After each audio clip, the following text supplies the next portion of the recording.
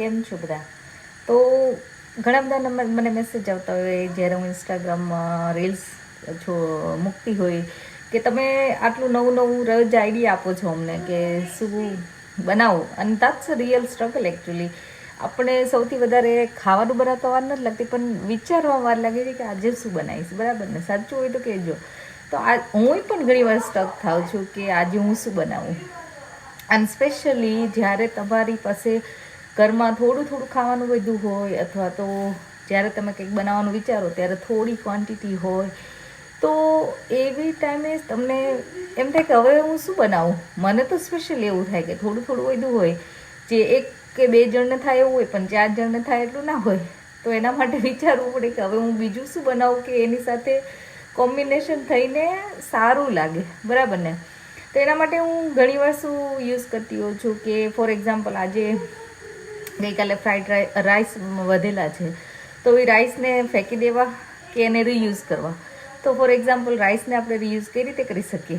તો હું કેવા લાઈક વેજીટેબલ્સ કે તમે જે ફ્રાઈડ વેજીટેબલ્સ બનાવી શકો, કે તમે ઇન્ડો ચાઇનીઝ જો તમે ગમતું હોય તો એવા વેજીટેબલ જે જલ્દીથી કૂક થઈ જતા હોય, જલ્દીથી ઇઝીલી રાઈસ સાથે કે બીજા કોઈ શાક બનાવવા માટે પણ યુઝ થતા હોય, તો કોમ્બિનેશન કરીને તમે યુઝ કરી શકો.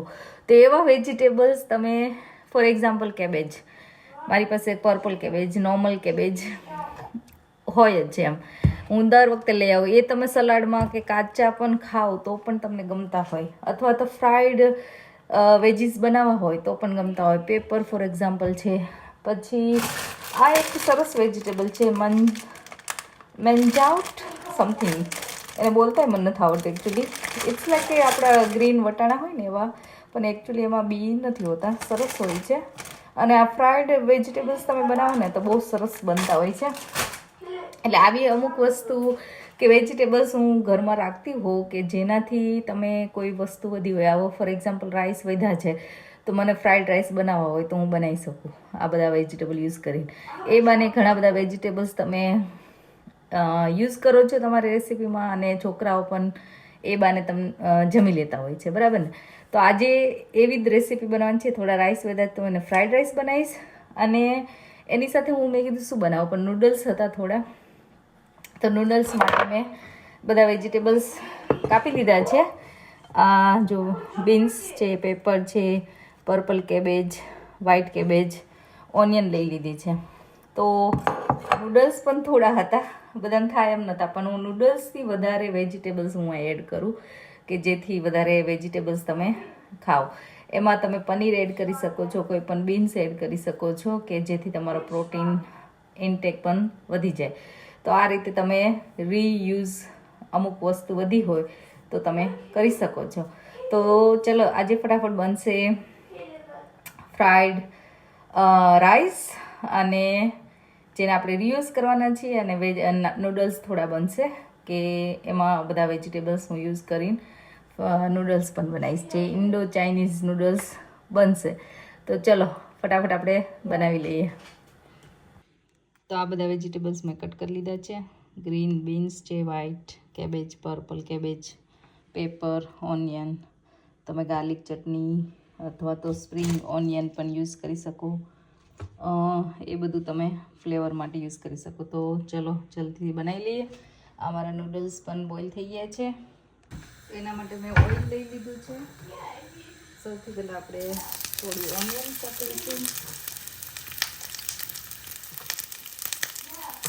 આ બધા વેજીટેબલ મેં કીધું એમ જલ્દીથી ચડી જાય, અને આ ક્રન્ચી હોય તો વધારે સરસ લાગતા હોય છે. એટલે આપણે એવી રીતે કૂક કરીશું ફટાફટ હાઈ ફ્લેમ ઉપર, અને બધા વેજીટેબલ ક્રન્ચી રહે. બરાબર ને? એટલે આપણે ઓનિયન છૂટા પાડવાની ટ્રાય કરશું.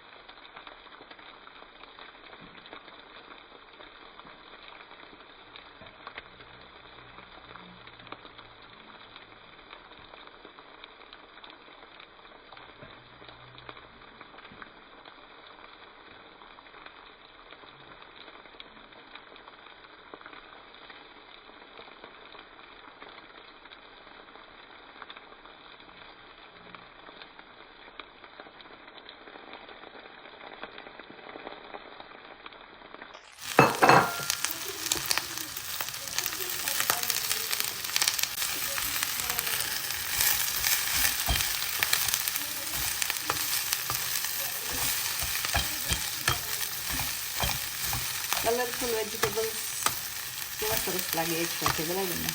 જેટલા તમે કલર્સ વધારે એડ કરો એટલા તમારા ગટ માટે પણ સારા અને હેલ્ધી પણ ખરા. તો જેટલા વેજીટેબલ હોય એટલા તમે યુઝ કરી શકો. આમાં હજી કેરેટ નથી, કેરેટ હોય તો પણ સરસ લાગે. ગ્રીન બીન્સ ફોન્સી જે હોય એના બદલે મેં આ બીન્સ જો કે યુઝ કર્યા છે. એટલે તમે તમારી ચોઈસ પ્રમાણેના બધા વેજીટેબલ યુઝ કરી શકો. આપણે આને ક્વિક સરસ સોતે કરવાનો છે. 2 મિનિટ થવા દઈશું. હવે મેં આ જીંજર છીણીને અને લસણની ચટણી એડ કરી છે. તમારી પાસે લસણની ચટણીઓ ન હોય તો તમે લસણ પણ યુઝ કરી શકો, કાપીને અથવા છીણીને. તો વેજીટેબલ સરસ પાણી છોડી દીધું છે અને સોફ્ટ થઈ ગયા છે. આપણે થોડો સોલ્ટ એડ કરીશું અને black paper powder, soya sauce. હું ડાર્ક સોયા સોસ વાપરું છું. તમે ગમે તે બ્રાન્ડનો તમને મળતો હોય એ વાપરી શકો છો.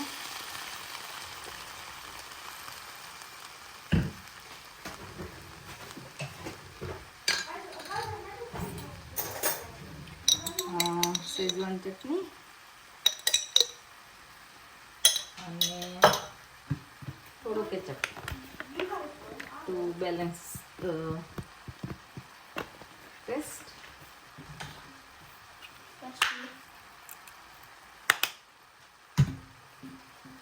બધું આપણે મિક્સ કરીશું.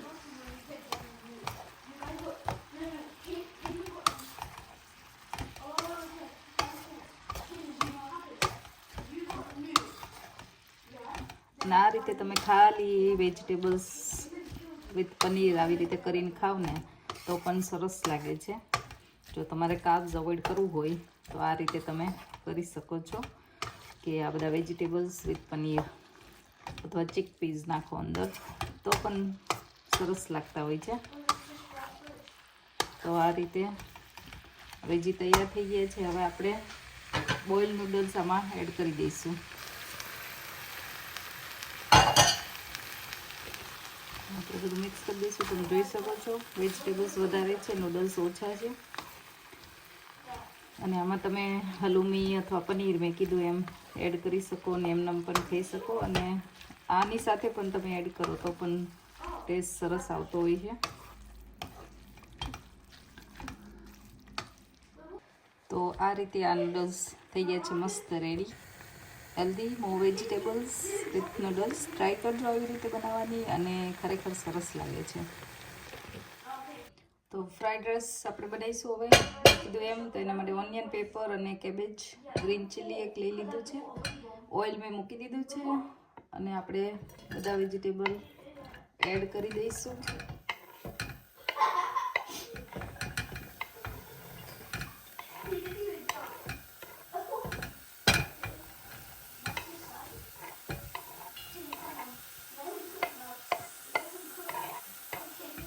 આને તો ક્રન્ચી આપણે એકદમ સરસ થવા દઈશું.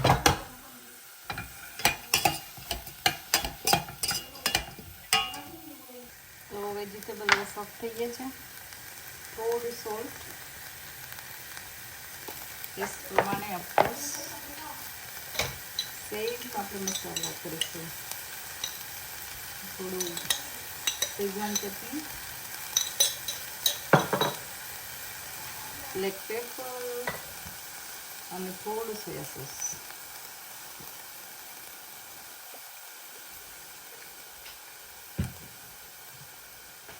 બધું મિક્સ કરીશું. હું થોડા કોથમીરના ડાળખા એડ કરીશ, પણ કોથમીર વધારે છે, ડાળખા નથી બહુ.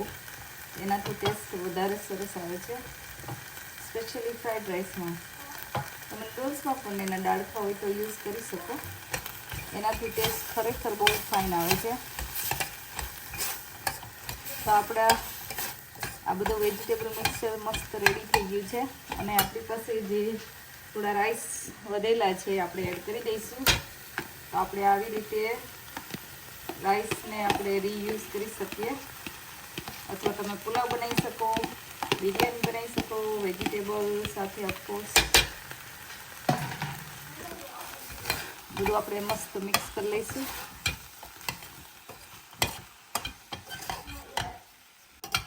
તો આ ફ્રાઈડ રાઈસ પણ આપણા થઈ ગયા છે મસ્ત રેડી. જો સ્મેલ એટલી સરસ આવે છે. તો આ ફ્રાઈડ રાઈસ અને નૂડલ્સ થઈ ગયા છે રેડી. લુક્સ યમી, પણ સ્મેલ પણ સરસ આવે છે. તમે ટ્રાય કરજો અને મને જણાવજો કમેન્ટમાં કે કેવા લાગ્યા તમને. બધા બેસી ગયા જમવા? ચાખી લીધું? કેવું લાગ્યું? It's good. ચાત સરસ. સ્નેહુ શું કહેતો હતો? શું કહેતો હતો? પર્પલ નૂડલ્સ બન્યા. તો કેમ પર્પલ નૂડલ્સ બન્યા સ્નેહુ? Cabbage. શું કેબેજ? Purple cabbage. અચ્છા. Called red cabbage. Red cabbage નાખી હતી એટલે. ઓકે, સરસ સ્પાઈસી, મજા આવે શિયાળામાં. ચલો જમવા બધા કા. તો આવી રેસીપી ફટાફટ બને છે, ક્વિક હોય છે. 40 મિનિટ્સમાં મારું ડિનર રેડી થઈ ગયું. અને રીયુઝ પણ તમે કરી શકો વસ્તુ કોઈ પડી રહી હોય તો. તો આવા જ નવા નવા આઈડિયા અને નવી નવી રેસીપી કરવા માટે જોવાનું ભૂલતા નહીં. વિદેશમાં વતન.